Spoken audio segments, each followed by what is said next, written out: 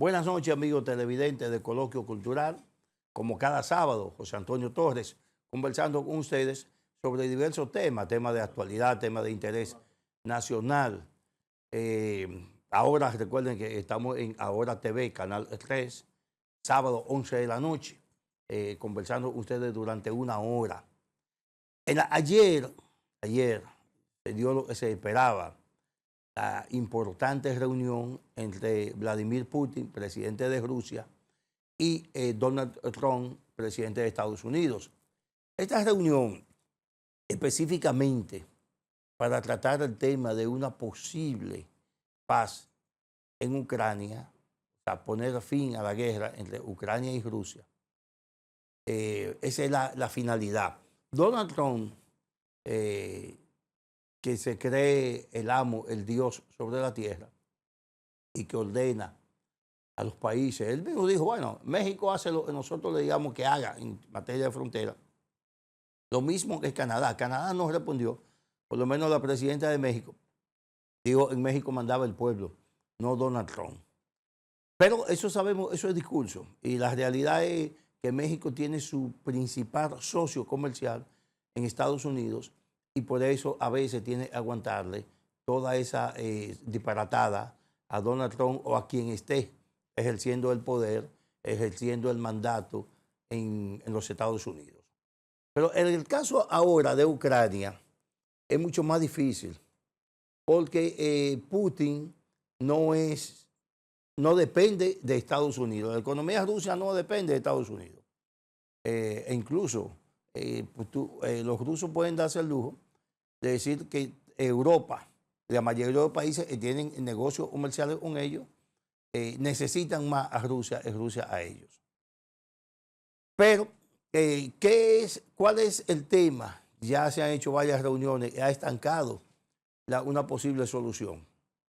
Bueno, el asunto es que aunque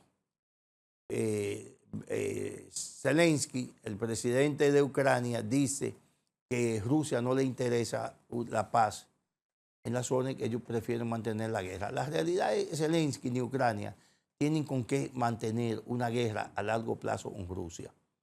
Eso es lo lógico. Ahora, Zelensky está haciendo un gran negocio. Recibe miles y miles de millones de dólares y de euros cada año en apoyo a esa guerra. O sea, al que menos le conviene esa guerra termine a Zelensky. Porque primero él no está poniendo muertos de su familia. Él está poniendo a toda una juventud ucraniana envenenada, un anti-ruso. Son los que van y entregan la vida en los campos de batallas. No en ninguna manera Zelensky está exponiendo nada, ni se expone. Es más, se dice que Zelensky solamente aparece en Kiev, la capital de Ucrania, cuando hay presencia, tiene que salir a los medios de comunicación, pero por lo demás Zelensky vive en otra nación de Europa. O sea, ni siquiera vive en Ucrania. Por eso el gran ganador de esta guerra continúa realmente es Zelensky. Los rusos, ¿qué es lo que están planteando? Y lo creo en la reunión de ayer, fue uno de los temas que protagonizaron el encuentro. ¿Qué es lo que los rusos quieren? Bueno, que les reconozcan ya los territorios ocupados. O sea, ya nosotros llegamos hasta aquí. En Ucrania ya ese territorio es ruso. Pero Ucrania no quiere entrar en eso. Ucrania quiere que Rusia se replegue al espacio que tenían antes del inicio de la guerra. Ellos saben que Rusia no va a aceptar eso. Y quizá el propio Estados Unidos lo sabe, que no va. Pero a Donald Trump le conviene mantener un protagonismo universal como el solucionador, como el paladín de la paz a nivel universal, cuando sabemos que eso es parte también de una doble moral. Porque mientras Estados Unidos quiere buscar la paz en Ucrania, quiere que termine esa guerra entre Rusia y Ucrania, la realidad es que vive asusando por debajo a los genocidios que comete Israel en la Franja de Gaza. Entonces, espérate, ¿cómo es el asunto?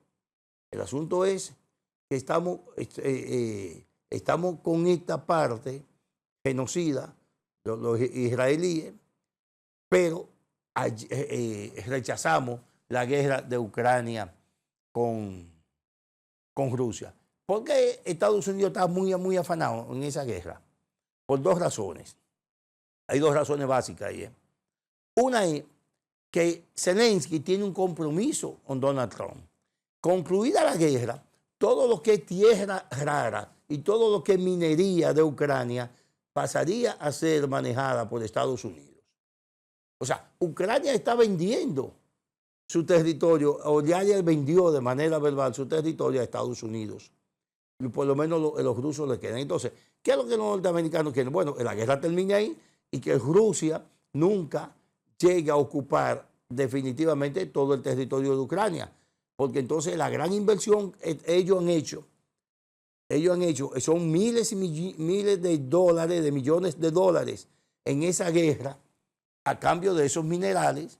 Entonces Estados Unidos sí sería el gran perdedor porque esa inversión sería irrecuperable. O sea, si los rusos toman control de Ucrania, Estados Unidos no tiene nada que ir a buscar ahí y perdió la inversión que han hecho.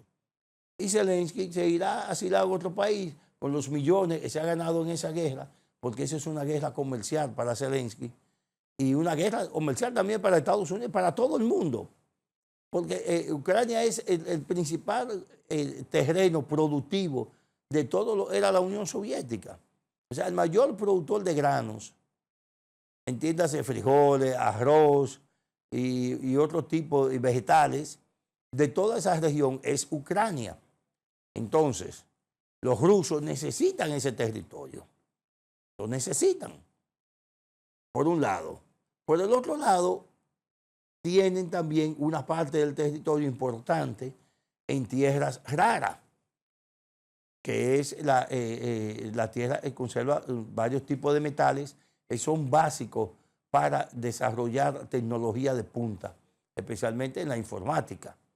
Entonces, Ucrania tiene una gran cantidad de minerales y un gran espacio de territorio de tierras raras que Estados Unidos lo quiere.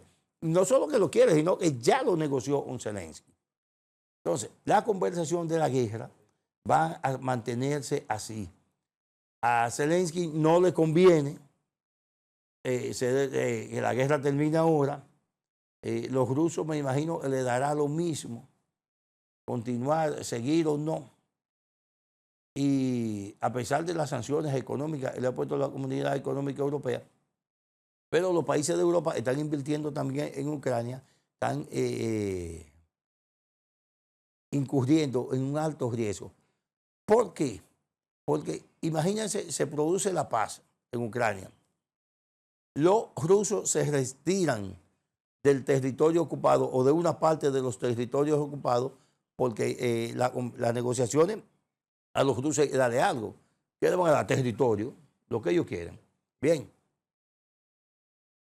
Zelensky cumple con su acuerdo con Estados Unidos y le permite a Estados Unidos la explotación de la minería y de las tierras raras. ¿Y Europa qué gana? Los otros países, los países europeos, ¿qué ganan entonces? No ganan nada, absolutamente nada. O sea, Europa en algún momento pudiera ser la gran perdedora de esta guerra. Y ojalá que los acuerdos a los que se llegaron ayer, en el futuro, en los próximos días, iremos sabiendo poco a poco. Se irá filtrando informaciones, tanto Rusia como Estados Unidos filtrarán lo que le conviene y ambos ocultarán lo que no le conviene hasta este momento. Pero a nosotros como persona, como ser humano, créame, nosotros abogamos porque no haya guerra en ninguna parte del mundo. Porque haya paz en la franja de Gaza. Pero no que le permitan que Israel se robe el terreno que le corresponde a los palestinos. No, no. Sino que haya una paz duradera, pero que haya una paz con justicia. En cualquier parte del mundo, en las guerras no gana nadie. Yo estos días leí el ministro de Relaciones Exteriores de Rusia le advirtió cuando Donald Trump ordenó submarinos nucleares en la zona próxima al área de conflicto de Rusia y Ucrania. Él dijo, oye, le advirtió a Estados Unidos y dice, miren, ustedes están provocando con la colocación de submarinos nucleares en territorios cercanos al nuestro, pero debo advertirle que una guerra nuclear no tiene ganador. Después de una guerra nuclear, señores, los que queden vivos tendrán que enfrentarse cuando tengan algún conflicto con palos y con piedras, porque no quedará nada. No vas a quedar nada, o lo que quedaría sería muy poco. Y eso provocará entonces disputa entre los sobrevivientes para ver cómo continúan sobreviviendo a este tipo de situaciones.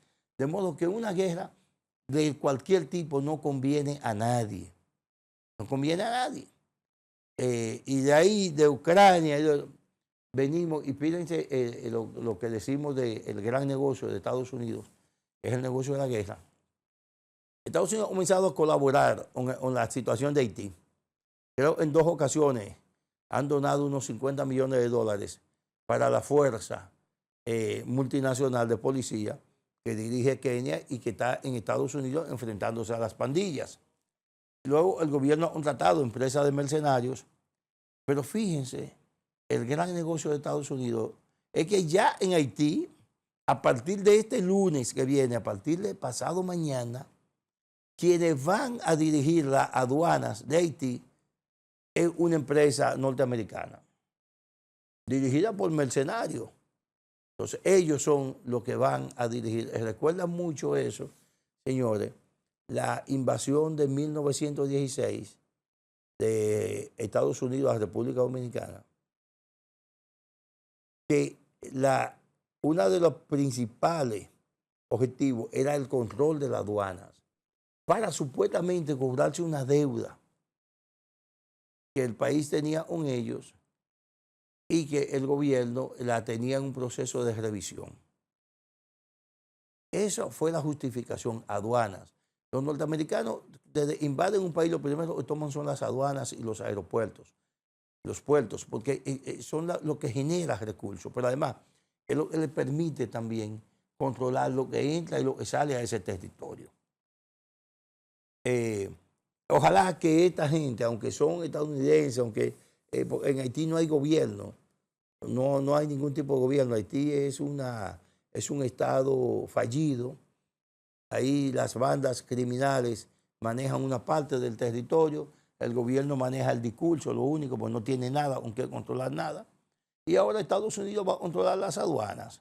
Eso por lo menos veremos si puede detenerse el tráfico de armas que llega a las bandas, porque todos los estudios que se han hecho han determinado que las armas que usan las bandas haitianas son en su mayoría de fabricación estadounidense. Y las que no son de fabricación estadounidense han sido embarcadas a Haití a través de puertos estadounidenses. Oye, eso ya se ha determinado por investigaciones de organismos internacionales como las Naciones Unidas. Pero bien, amigos televidentes, vamos a una pausa y en breve estamos de nuevo aquí con ustedes en Coloquio Cultural en Ahora TV, Canal 3.